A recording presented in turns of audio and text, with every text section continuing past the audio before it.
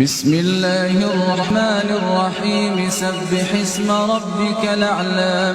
الذي خلق فسوى والذي قدر فهدى والذي أخرج المرعى فجعله غثاء نحوا سنقرئك فلا تنسى إلا ما شاء الله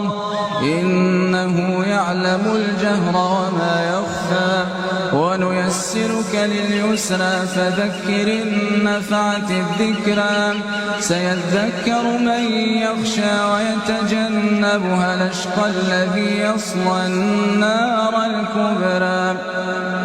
ثم لا يموت فيها ولا يحيا قد أفلح من تزكى وذكر اسم ربه فصلى بل تؤثرون الحياة الدنيا